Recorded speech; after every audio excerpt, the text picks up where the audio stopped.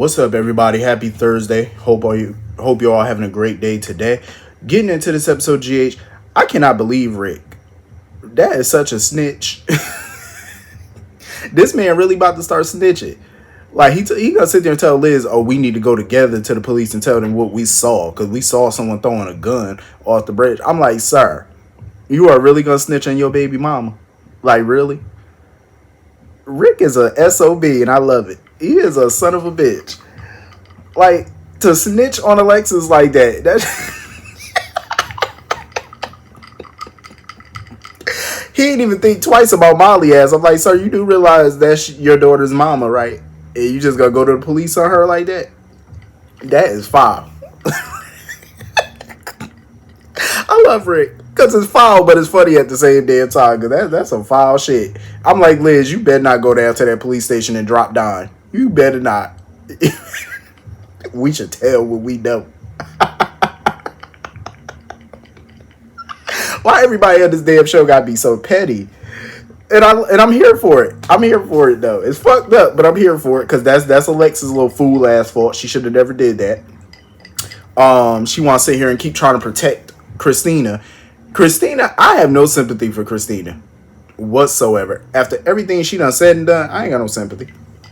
Like, even after she found out Case was dead, she had the nerve to sit here and say one down, one to go. I said, "Oh, that's how you feel about it?" I'm like, "Baby girl, you do realize that you could be put on that suspect list, even though she didn't kill him, but you could be named a suspect and you're talking like that?" I'm like, "You better not say that shit out loud and in public. You better not say nothing like that in public, because you're gonna shoot to the priority list of suspects. That's a fool's move." Because I agree with Diane. Alexis should have been just spoke to Christina about it and asked her, like, what she was doing with the gun and, where was she. You should have asked her that as soon as you found the damn thing. You know what I'm saying? Instead of just tossing it, ask her some questions first. Instead of going into this panic. But yeah, I can understand why, Alexis' mind would wonder, like, what she was doing with that gun. I mean, the way she been acting and talking lately, you would think she was going to off herself. And then on top of that, she hates Ava and Kate. So that's another theory. I get it, but still, she should have just spoke to the girl, But yeah, Christina need to think, keep those thoughts to her head. You know what I'm saying? Keep them to herself and keep them in her head. Don't say that shit out loud to people. You know what I'm saying? Like, don't do that. So anyway, moving on from that. I like Jordan in this mode, though. Even though as deputy mayor, she shouldn't be investigating anymore. Like, because as deputy mayor, that's not really your job. But, I'm here for it. Her trying to figure out who Isaiah is and what happened and stuff. Like, she seemed like she's starting to become consumed by it. And I'm here for it because if that means, she getting closer to, him being her man, I'm down. You know what I'm saying? Like, I am down for the investigation. Because you already know with Dante in the job, Dante gonna find something. And my whole thing is, so he found Isaiah's cracked phone. So you mean to tell me the CSI team or the other officers on scene didn't find that phone?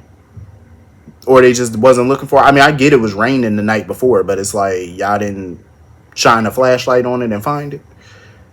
See, this is why the only person I trust at the PCPD like that, your name has got to be either Mac or your name got to be Dante. They're the only ones that actually do their damn job around there.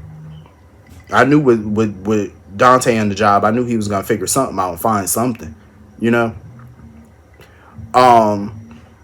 This dude Sidwell or whoever he is, he ain't playing. Like, that man is working overtime to shut Isaiah up. Like, he making sure Isaiah don't wake up. And that's why I was looking at. I'm watching the show and I'm like, Jordan, get in that room, protect your man. Because this dude done dressed up like an orderly. And I knew Liz was going to be on it. Because Liz looked at him. She was like, "I ain't never seen you before." "Oh, I'm new." I said, "Liz, get him the fuck out of there." And Liz was on it too. She said, "Well, you got to go." He said, "Oh, I'm here to clean up." "Well, you got to go. He need his rest." I said, "That's right, Liz. Get him the hell out of there and put a guard on that door." That's why I was like, Jordan, go protect your man. That could be your man if you go protect him now. So anyway, moving on from that. What is the point of Mr. Gio? Oh, actually, before I get into that, I was looking at Dante. I'm like, so Dante, you not gonna hug your uncle? Like, you not gonna welcome your uncle back to town? Like, him and Rick just looked at each other. I'm like, you ain't gonna say hello? Like, you not gonna shake the brother hand or nothing? Like, that's your uncle? Shake his hand.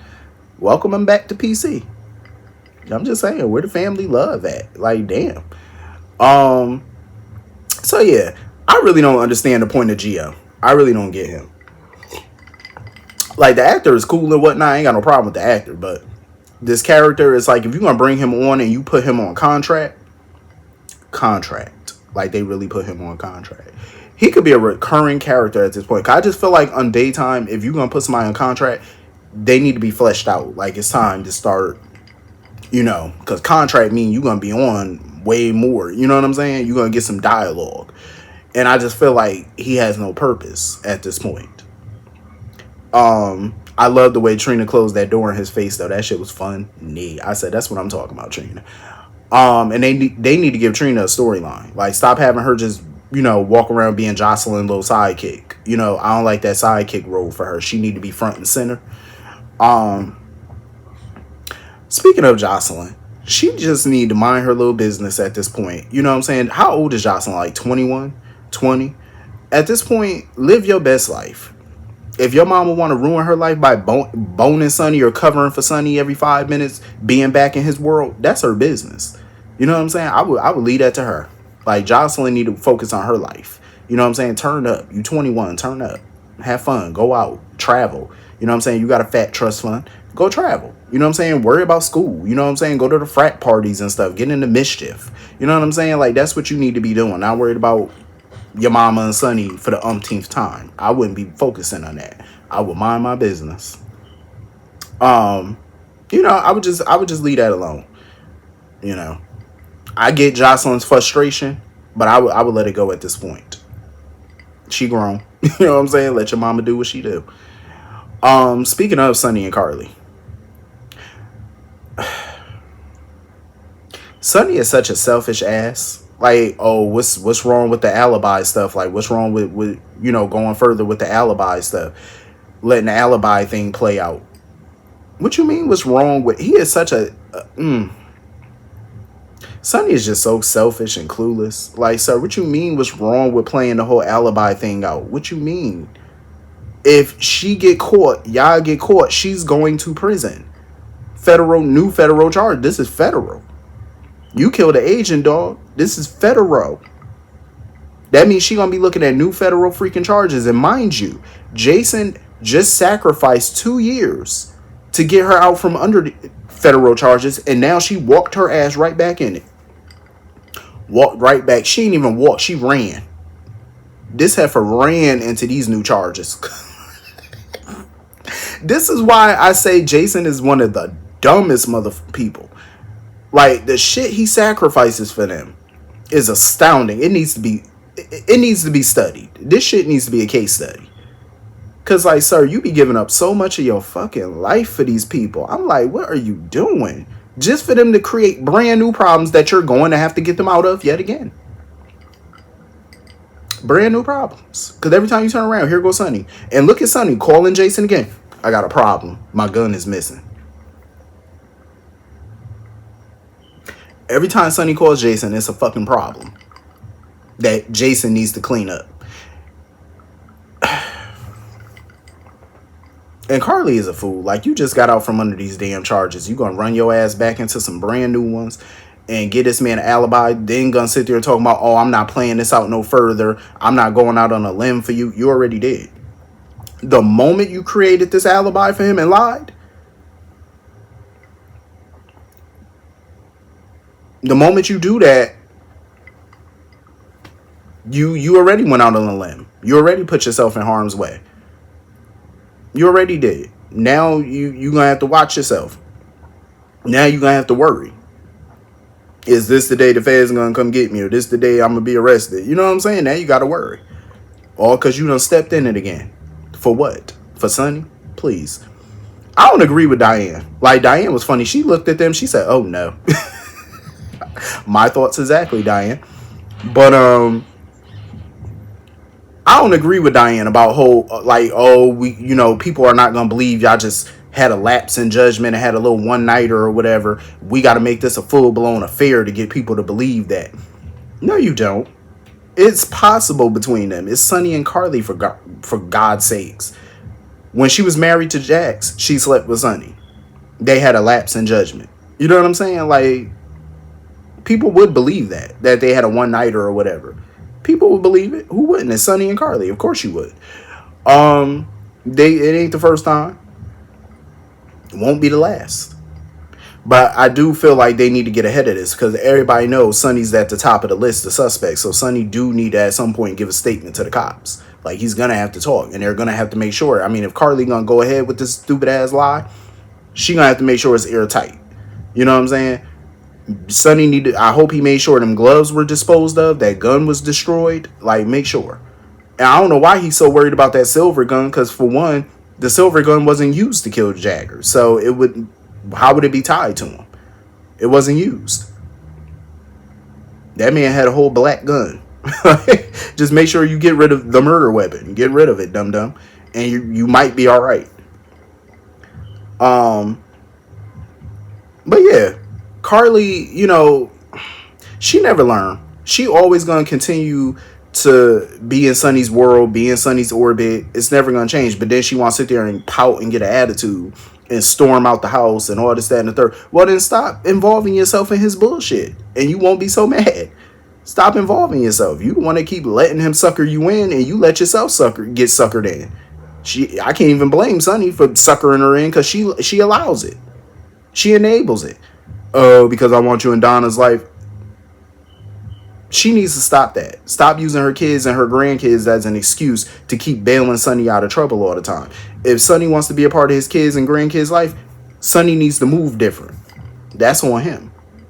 Stop committing dumbass crimes that you have no, you have no game plan for it. You know what I'm saying? Like, you got to sit here and scramble to protect yourself when you should have came up with a game plan. Killing Jagger was one of the dumbest things he could have done because Jason warned him before not to do it.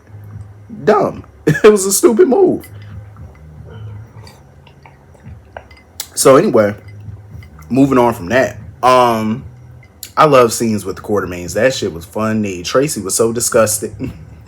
She said, look like somebody was messing in my bed. Even though Sonny and Carly didn't sleep together, but the mere thought, and I don't even blame Tracy, but the mere thought of Sonny and Carly rumbling in my bed, oh, that would have pissed me off. I ain't even mad at her for that. She was super tight.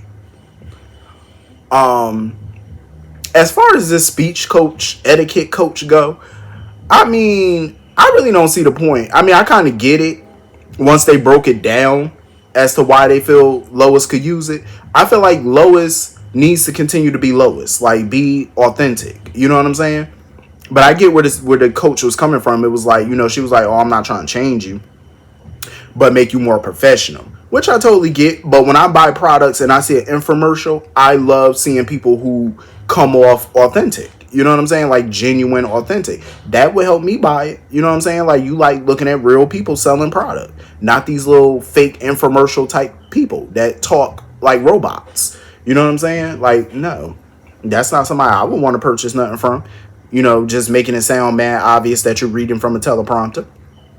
Like, no, I want real people to do it. You want that genuine, authentic person.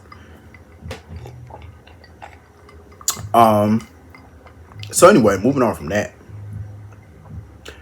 I am so glad, though, that they're kind of revisiting Ava and Nina's friendship. I feel like they're better off as frenemies. You know what I'm saying? They definitely give me frenemy vibe. But I'm glad that they're trying to fix that, because even Ava was shocked that Nina was going to, trying to help her after everything that happened. I'm not surprised that Rick ain't going to represent Ava. That's not a shock, because it is a conflict of interest. I think if it was any other case involving different people, I think he would have took it. Because, Rick is about that coin. He about that, that munya, he about that money. He about that cheddar, like they say, life is better when you got lots of cheddar. So he definitely would have took it. But I get him, it is a conflict of interest. You know, it involves his grandchild. It involves Christina, which happens to be his niece. You know, so I totally get where Rick is coming from. I get it. But Ava need to stop this little helpless act. Let's stop acting so fucking defenseless. Like, ma'am, you got money. Pick up the phone and call an outside attorney. Call somebody that's not in Port Charles. There's plenty of dope ass criminal defense attorneys that could easily get her out these charges. Because I find it really stupid that Robert wants to continue the case against her. So, because Ava recanted her statement and Jagger is now dead, the charges against Christina are dropped. Even though they were false charges. But still, they're dropped. But the charges against Ava stand. That's all based off some damn photos that can be interpreted as anything, but yet she has to still go through a trial. That's ridiculous. And Robert know he messed up for going through with these charges because you know damn well he can't win this case. So I stop it. The DA's office is not winning this case based off of no photo. You're not. I just don't see that happening. Winning this case based off of some damn pictures. Come on now. Ava definitely gonna get out from under these charges. I don't see how she can't. Like, she definitely getting out. But she need to stop acting so helpless and help herself and beat these charges. Like, just get another lawyer. Where the hell is Scott? Like, is somebody holding him or something? Like, where the hell did he go? That's what I want to know. Like, where the fuck is he? But anyway, that was pretty much the whole episode. Hit the comment section. Let me know what you all thought. And I will see you all later. Have a great day. Peace.